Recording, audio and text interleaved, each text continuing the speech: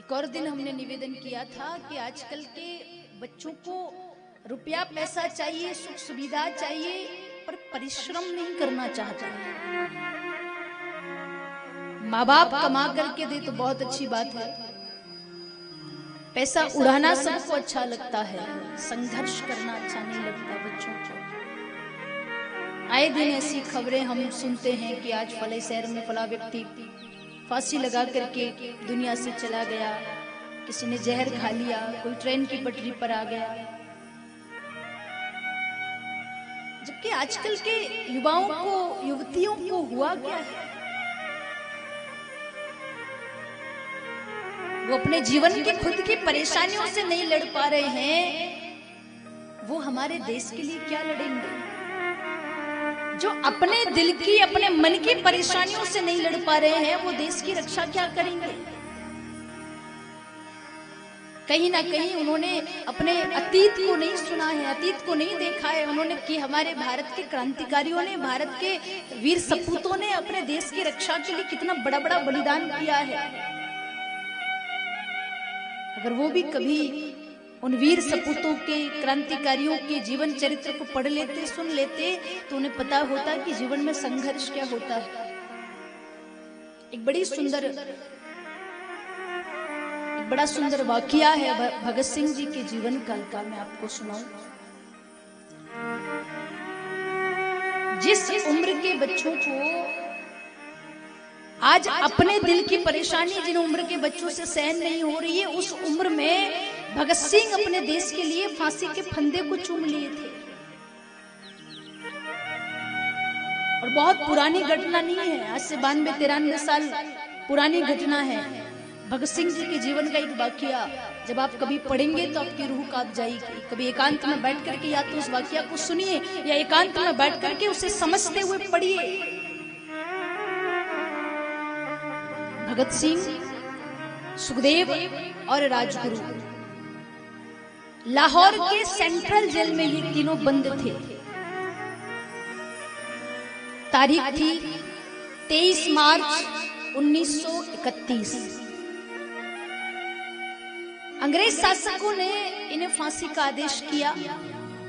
एक समय निश्चित किया कि इस समय पर इन तीनों को फांसी दी जाएगी। पर जो समय तय किया उसके 2-4 घंटे बाद ही अंग्रेज शासकों ने एक और चाल चली। जो समय तय किया था उसके बाद एक और निर्णय लिया कि जो समय हमने दिया है फांसी का, उसके 12 घंटे पहले ही इन्हें फांसी दी जाएगी। और ये बात किसी को नहीं पता थी। जिस दिन भगत सिंह, राजगुरु और सुखदेव को फांसी का आदेश हुआ, वो दिन बाकी के दिनों से थोड़ा अलग था। 23 मार्च को रात भर खूब आंधी तूफान चले, प्रकृति ने खूब उपद्रव मचाया। सुबह होते होते मौसम थोड़ा शांत हुआ। भगत, राजगुरु और सुखदेव तीनों को ये बात पता थी कि हमें 24 घंटे बाद फांसी होगी। उन्हें ये बात मालूम नहीं थी कि निर्धारित समय से 12 घंटे पूर्व का आदेश हो गया है। वो अपनी अपनी कोठरी में बंद थे। सुबह 4 बजे का समय था। सारे कैदियों को जगाया गया। सारे कैदी अपने अपनी कोठरी से बाहर निकले, और जब बाहर निकले तो थोड़ी देर बाद ही उस जेल का जो बारगल था, जिसका नाम था चरण सिंह आया। और चरण सिंह ने आकर के सारे कैदियों से कहा कि आज रोज जो समय दिया जाता था उससे कम समय आपके पास है, आज जितना जल्दी हो सके सब अपनी अपनी कोठरी में चले जाओ। कैदियों ने पूछा भी सही, क्या कारण है कि आज बहुत जल्दी हमें अपनी कोठरी में भेजा जा रहा है? तो चरण सिंह ने कहा कि मैं नहीं जानता, ये आदेश ऊपर से आया है कि आप सब अपनी अपनी कोठरी में चले जाएं। सारे कैदियों को अपनी अपनी कोठरी में बंद कर दिया। सब विचार कर रहे थे क्या कारण है आज इतनी जल्दी हमें अपनी अपनी कोठरी में बंद कर दिया। थोड़ी देर बाद उस जेल का एक नाई, जिसका नाम था बरकत नाई, वो नाई आया। और उस नाई ने वो खबर जेल के बाहर सुन ली कि जो 3 क्रांतिकारी इस लाहौर के जेल में बंद है, उन्हें 12 घंटे पहले ही फांसी दी जा रही है, और ये बात उन्हें पता नहीं है। तो बरकत नाई जेल के भीतर गया, डरे सहमे धीरे धीरे जा रहा था। कोठरियों में झांक झांक करके देख रहा था कौन सी कोठरी में भगत है। जब डरे से में वो जा रहा था तो पंजाब के एक कैदी ने उससे पूछ लिया, बरकत तू बाहर से आया है, तुझे कोई खबर मिली होगी कि आज समय से पहले हमें अपनी अपनी कोठरी में बंद क्यों कर दिया? अंग्रेज शासकों ने क्या ऐलान किया है? बरकत नाई की आंखों में आंसू आ गए। रोते हुए बरकत ने कहा, माई बाप, वो जो 3 क्रांतिकारी जिन्हें अंग्रेज शासक फांसी देने वाले हैं, उन्हें तो समय भी नहीं पता और अंग्रेज शासकों ने अपना नियम बदल दिया। समय से 12 घंटे पूर्व ही उन्हें फांसी दी जा रही है। ये बात सुनी तो सारे कैदी कांप गए, थोड़ी देर के लिए मौन हो गए। पर पंजाब के उस कैदी ने कहा, बरकत, क्या तू भगत सिंह की कोठरी तक जाएगा? अगर जाए तो भगत सिंह का जो भी तुझे टूटा फूटा पुराना सामान मिले वो ला करके मुझे दे दे। बरकत नाई वहां से चला गया 14 नंबर कोठरी जिसमें भगत सिंह जी थे। नाई ने बाहर से देखा, छोटी सी कोठरी है, बैठने के लिए पक्का फर्श भी नहीं है। ऐसा लग रहा था मानो किसी शेर को पिंजरे में बंद कर रखा हो। उस कोठरी में भगत बार बार इधर से उधर चक्कर लगा रहे थे। बरकत नाई भगत सिंह को देखा, भगत सिंह जी से बात भी बरकत ने नहीं करी। धीरे से भगत सिंह जी की एक पेन, एक टूटा हुआ कंगा पड़ा था, वो लेकर के बरकत नाई आया, पंजाब के कैदी को ला करके दिया और कैदियों ने उस भगत सिंह के टूटे पुराने सामान को आपस में बांट लिया। किसी ने पूछा पंजाब के कैदी से, इस पुराने सामान का तू क्या करेगा? तेरे तो उपयोग में भी नहीं आएगा।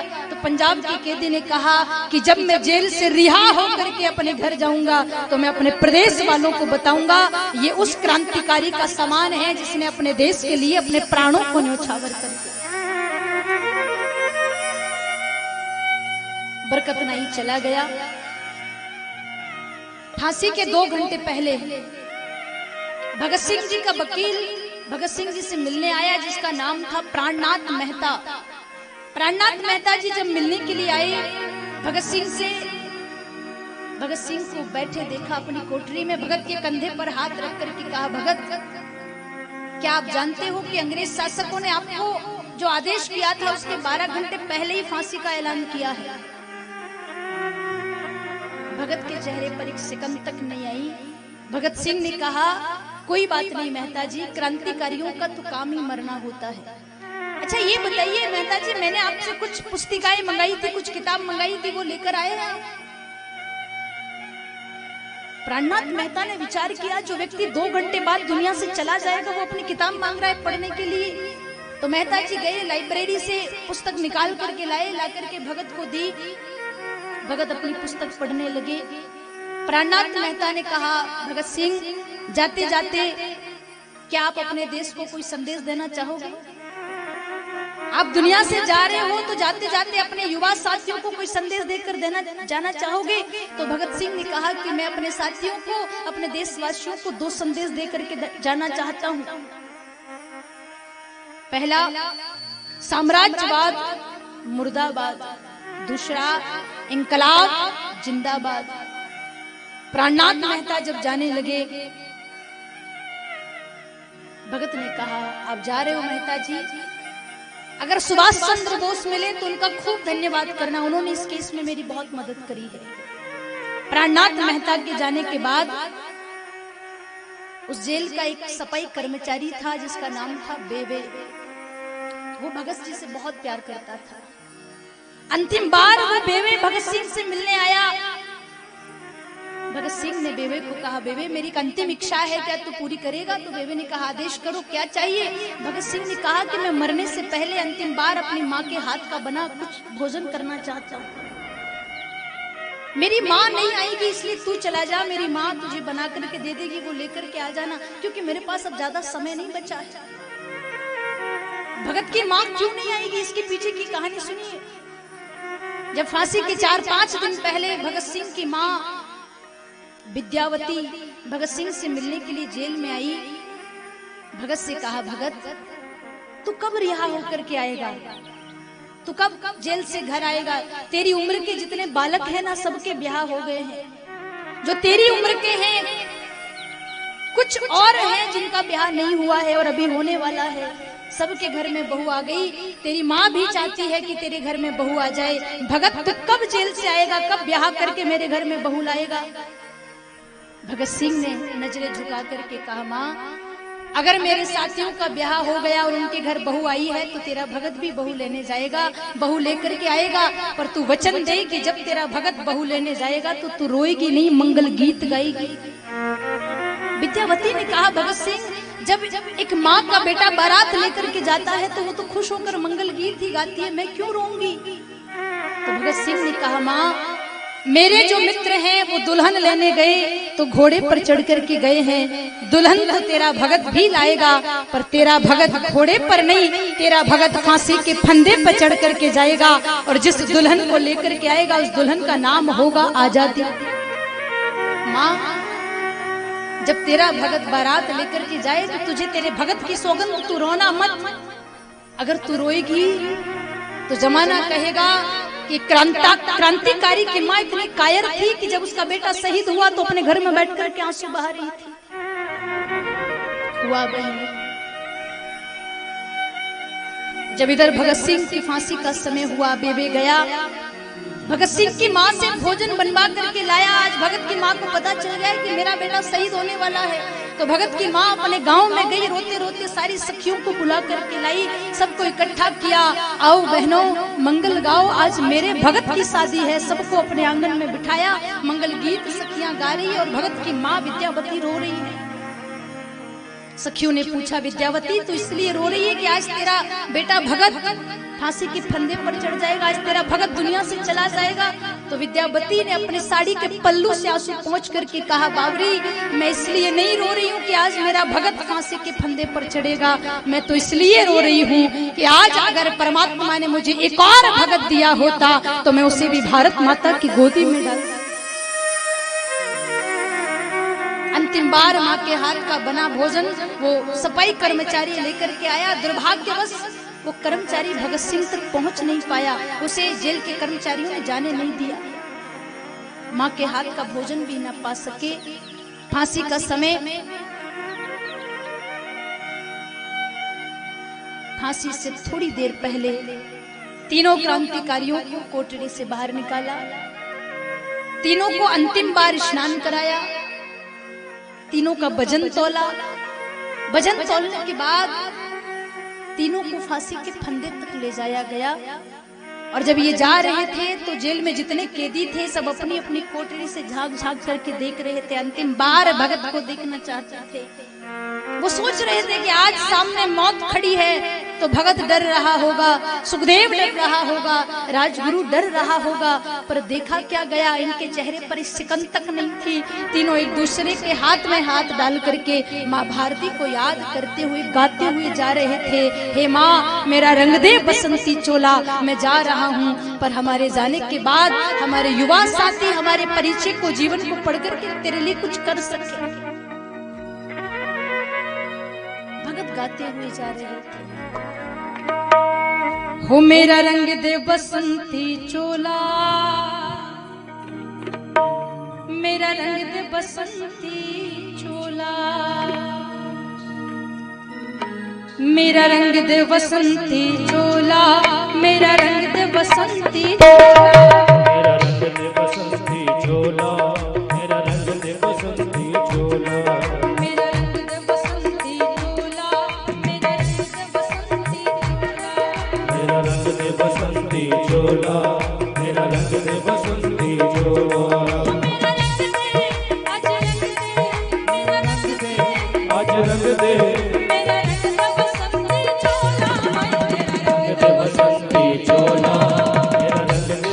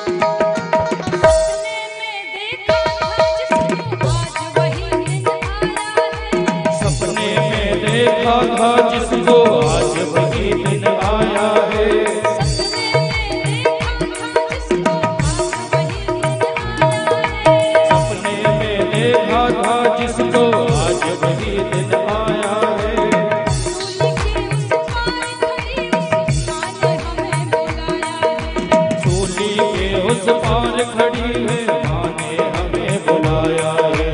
आज मांगे पढ़ लेंगे हमने जीवन को तोला, मेरा रंग दे बसंती चोला, मेरा रंग दे बसंती चोला, मेरा रंग दे बसंती चोला,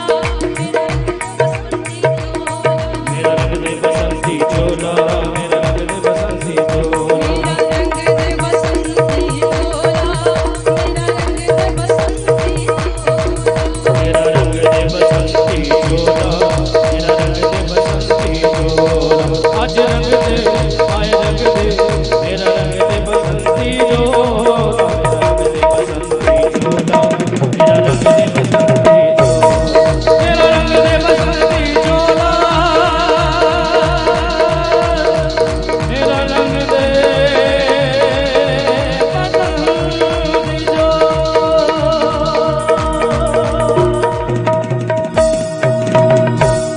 भारत माता की, हिंदू राष्ट्र की जय जय श्री राम।